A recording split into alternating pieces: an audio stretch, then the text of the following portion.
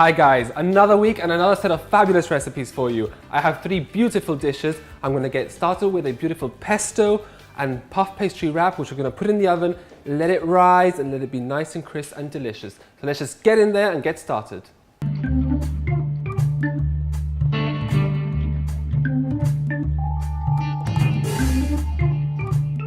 So taking inspiration from Italy today, I'm going to make two beautiful pesto sauces. So I'm going to make a green pesto and a red pesto. The only difference with them, apart from the color, is that the red one is made with red peppers and sun-dried tomatoes, whilst the green one is kept a bit simpler with just basil. The only difference is that instead of using the traditional Italian Parmesan cheese, we're going to use hard Edam, which is taken from a lot of different recipes which we make here in Gibraltar. That way it gives it our own local twist to the pesto which we're going to make today.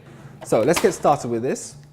We're going to get one large garlic clove, just peel it, take off the skin. So we're going to add in the garlic into the food processor, a generous pinch of salt as well, and about 30 grams of pine nuts.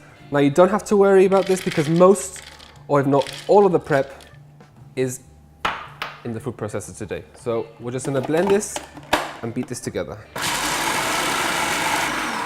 So once you've given this a few pulses and you've beaten it together, you should get this sort of oily crumb-like consistency. Now we're going to add in the cheese. So the same, about 30 odd grams of cheese goes in here. We're going to pulse this a little bit more, and whilst it's mixing, we're going to add in basil leaves, half a lemon juiced, so we're going to squeeze that tight, make sure you don't get any seeds in there, and olive oil. So we're just going to give this a pulse.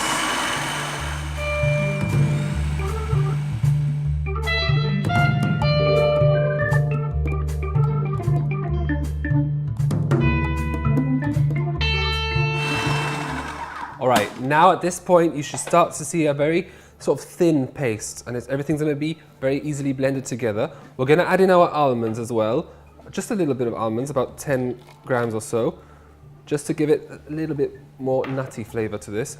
And we're going to squeeze in a little bit more lemon, just making sure that we don't get any seeds. So if you find it easier, just stop, add in the lemon and carry on. We're going to add in a bit of oil and then carry on mixing this and add it as it's mixing. Right, when you finish, just give this a taste, and hopefully it shouldn't be too strong, too sharp. If you see that it's too sharp, just add a bit of salt. Lovely. It's great. We don't need too much salt in this because the cheese, the salt that we added before, and the sharpness from the lemon balances out perfectly. We're going to pour this out, and now I'm going to make a red pesto, which is almost the same, but with the pepper and the sun-dried tomatoes.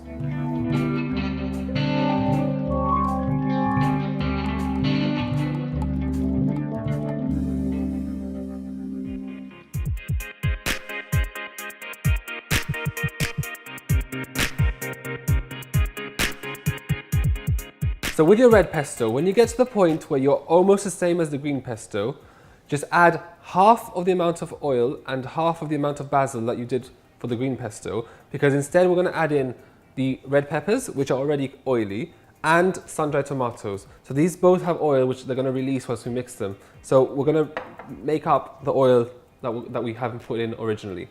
But if you always need to, you can always top up as we mix it.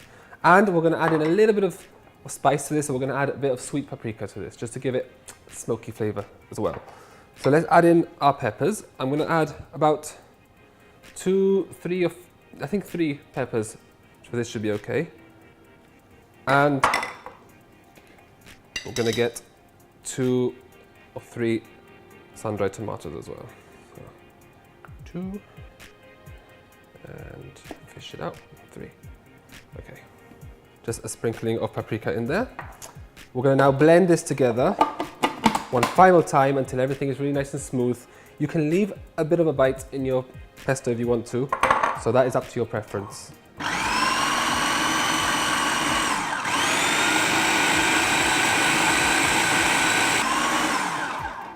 And there you have it, and hey presto, you have your own homemade pesto.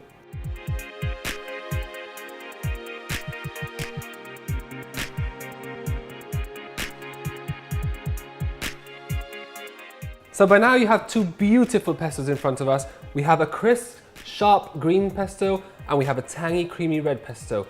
So what we're gonna do now is take our puff pastry, lay it out, cut them into strips, butter them with the pesto and then crisscross them so they're all intertwined, and then we're gonna get a beautiful, delicious puff pastry, sort of bread-like thing.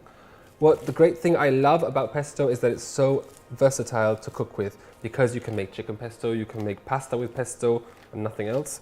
It's delicious and full of flavor, which is great. So now just lay this out and cut it down lengthwise.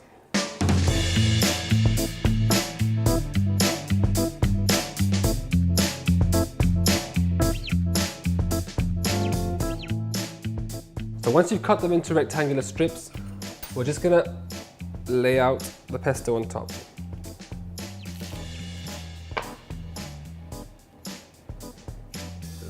So just be quite liberal with this, get plenty of flavor in there. It doesn't matter if this then starts to overflow whilst you're sort of braiding it, because it'll just cook off on top whilst this is puffing.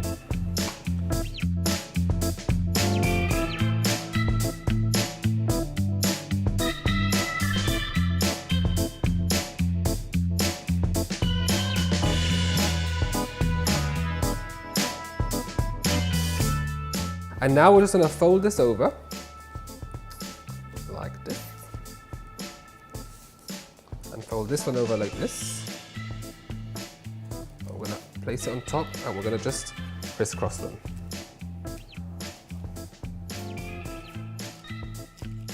Just join the ends, squish them down, lay them out. We're going to repeat this with all two puff pastries, so we have 3 different rolls or twists.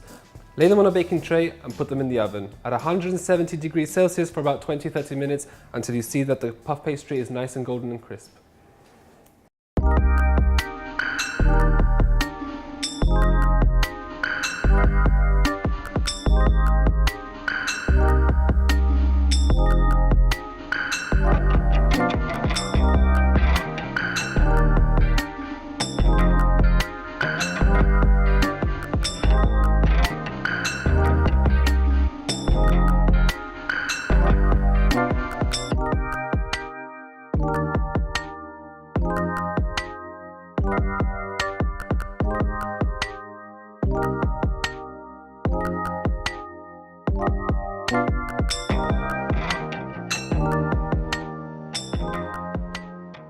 So 25 minutes later, we end up with these beautiful golden and crisp pesto twists. We have 3 here, each sort of cooked and golden on top. We can leave it a bit longer if you see that the base is a bit undone or underdone. And now it's time to just serve it, cut it up and give it a little taste. Break it up into little pieces so that it cools down a bit faster. Just give it a taste. So that is delicious. You have both flavors of each pesto blending together nicely. You get that crisp bite from the puff pastry, and this, I think, is lovely. You can even make a little olive oil and balsamic vinegar dip and just dip that in there before you try it. It's absolutely gorgeous.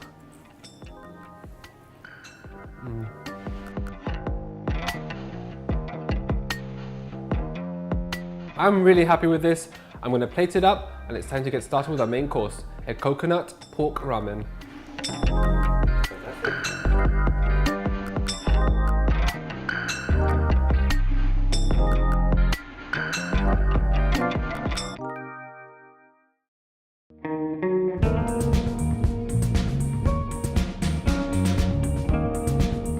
So it's time for the main course now, and like I said, I'm gonna make a ramen. Now, if you don't know what a ramen is, this is a Japanese or Asian inspired dish. It's gonna be like sort of broth, basically. It's like a curry, noodles, it's got pork, onions, ginger, and mushrooms. That's all gonna be cooked at the same one pot dish, except for the mushrooms, which we're gonna cook aside. That is all gonna go into one bowl later on and served sort of like a very hearty soup. But it's going to be very light and very delicious. So we're going to start with the mushrooms for this.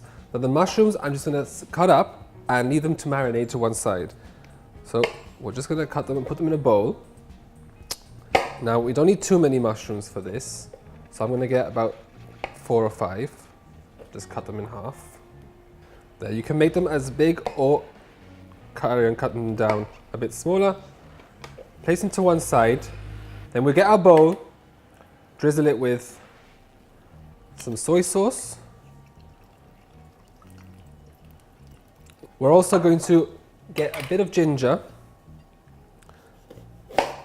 and also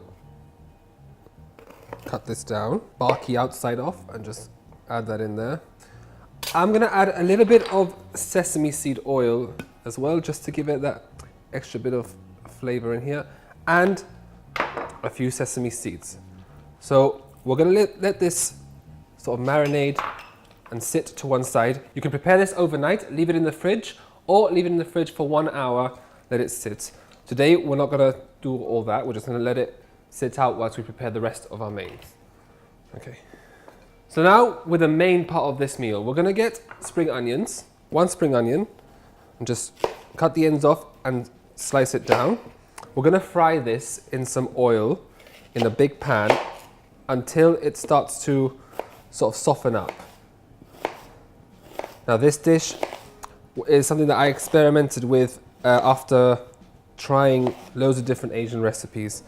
Now it's a bit of a twist on usual soups or usual sort of curries that you might have tried before, because it's the main, apart from having the vegetable broth, the vegetable stock, the main ingredient in this is coconut milk, which I really like because I love coconut flavors. I love coconut in my food. So anything that tends to have coconut just reminds me of that sort of summer feel, that summer vibe, which is what we're going for today. And this is quite light as well, so it's good. Now I'm not going to chop these down too small because we want everything to soften, but we want to be able to scoop everything up whilst we're eating it. So we're going to add it whole into a pan with a bit of olive oil in there. Right, so we're going to pour the onions into a big pot with a drizzle of olive oil in there. Okay. Let's give this a stir and let this cook until you see that the onions are becoming softer, a bit more translucent, and then we can move on to marinating these with a bit of red Thai curry paste. We're going to let that sit in there and let the onions soak up the flavour of that curry.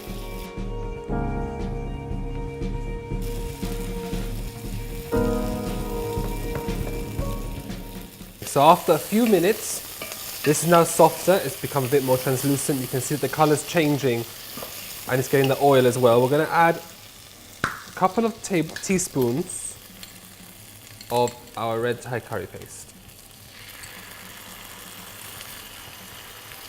That's going to completely change the flavour of this. And you can already smell that fragrant sort of citrus, everything that's coming off that. It's got a bit of chili as well, so it's going to add a bit of a kick to this. And just mix this up there so that the onions get all the flavour of that paste. So once you have all this mixed up, I'm going to add in the pork at this point. So I'm going to get just very thin pork loin chops and just cut them down into strips. I'm going to pour them in one at a time. I think about 3 or 4 should be all right at this point. And then we're going to cover everything with the rest of the ingredients. What we're going to do is just sear this a little bit first. All right, so now once your pork and the onions and everything is mixed up, we're going to add in the vegetable broth. I'm going to pour this in gently. And you should have about 1 litre or so. Mix that up and now pour in coconut milk. That's what's going to change the flavour, consistency and taste of all of this. It can be quite lumpy, but it's going to mix in once it starts to cook.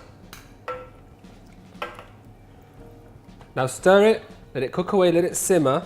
Keep stirring it just to sort of melt that coconut milk and the cream from it. And then we'll add in the mushrooms and we'll continue with the rest of our ramen. Whilst your broth is heating up and all the flavours are combining and merging, we're going to fry the mushrooms. We're gonna get our mushrooms, which we marinated before, pour it into a hot frying pan. You don't need to get all the sauce. Just pour it in here with the ginger and everything. And we're gonna toast this and fry this. So we're just gonna let this cook away to one side. And as this heats up, once you see that it starts to simmer and it starts to bubble, we're gonna add in our noodles. Now I have some rice noodles, you can use egg noodles. Just pour it in here, let it mix in with the broth and everything and cook away until it's all really soft and perfect to eat.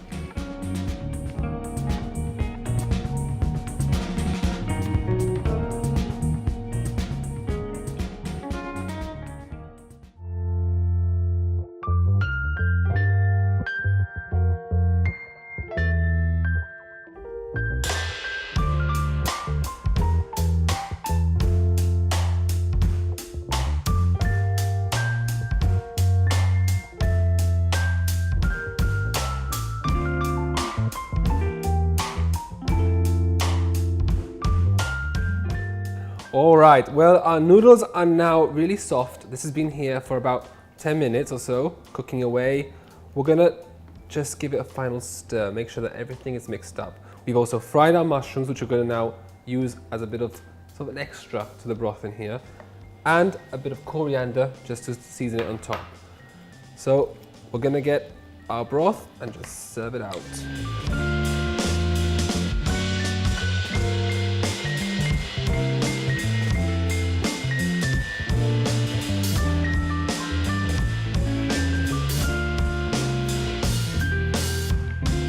And now we're just gonna add a bit of the mushrooms here to one side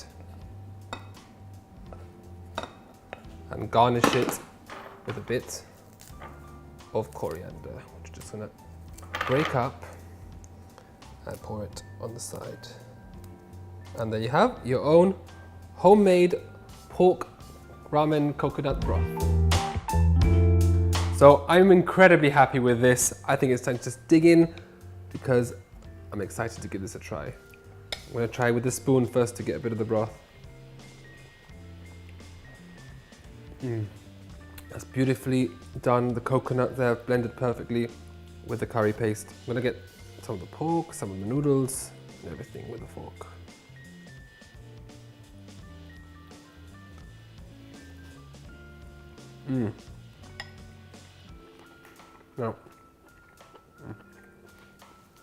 Now that is beautiful, if I say so, because the mushrooms, quite salty, the sesame seeds gives it its own distinct flavor, the coriander, which has its own strong flavor, blends perfectly together with the coconut, the red curry paste, the pork, which is really tender because we stewed it there slowly whilst it was cooking away, and the noodles are just right. So it's time to finish this off and then kickstart the dessert, which is going to be an apple crumble.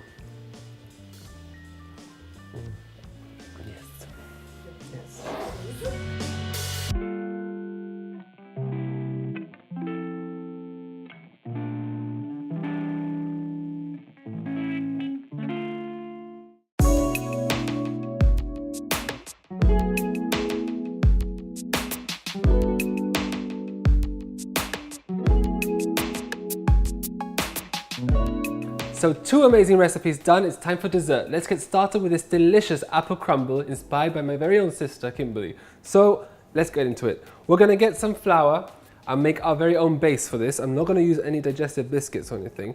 So plain flour, we're just gonna add this into the bowl, pour all that in. Now you're gonna be using your hands and the rubbing methods for this. So we're gonna mix some sugar with the flour and then just stir it all together.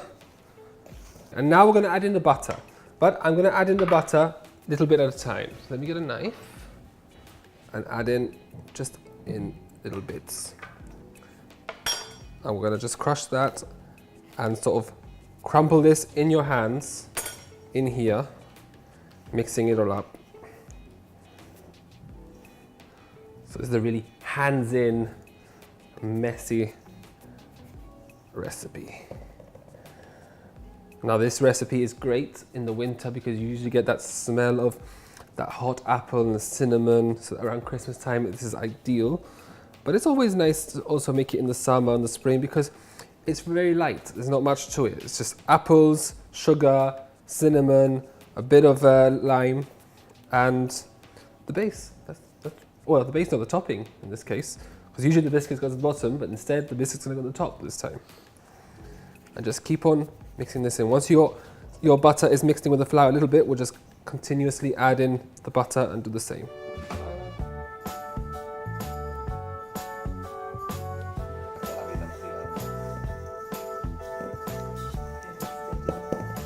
Once you get a sort of breadcrumb-like consistency, you can start to see everything there separating. We want to put this to one side, and it's time to start with our apples. So we're going to get around 4 green apples. The green apples are a bit juicy and sweeter. So we're going to cut the tops and the bottoms halfway, and then just sort of core them. We don't want the middle. So we're gonna just get rid of the middle part. Just dice them down. But like I've said before, I tend to leave peels on things unless it's sort of very dry and very barky kind of peels. I just leave them on sometimes. Find that you get most of the nutrition in there. So leave that. And you can cut these quite small or quite chunky and put them to one side.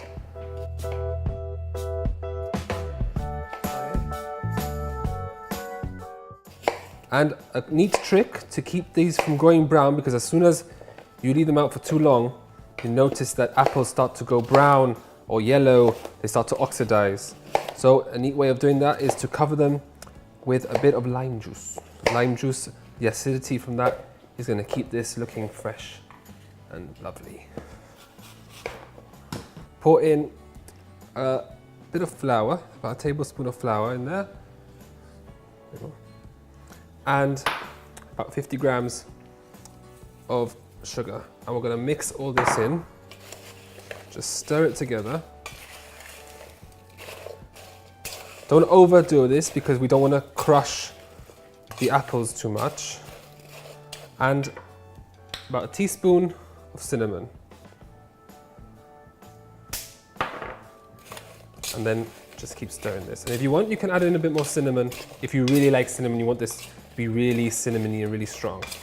So then we're just going to finish this off by pouring everything together into a cake dish. So we're going to pour in the apples at the bottom. Squeeze everything down so you've got enough space. If you find that you've got leftover, you can make an even smaller one next to it. And then pour your crumbs on top to cover all the edges. And we're going to place this like it is into the oven, 180 degrees for about 40 minutes. This is going to go golden and dry and like really crumbly on top. The apples are going to cook, they're going to get really soft. You're going to start to smell that cinnamon coming out into your kitchen and the house is going to smell delicious. So let's go straight into the oven.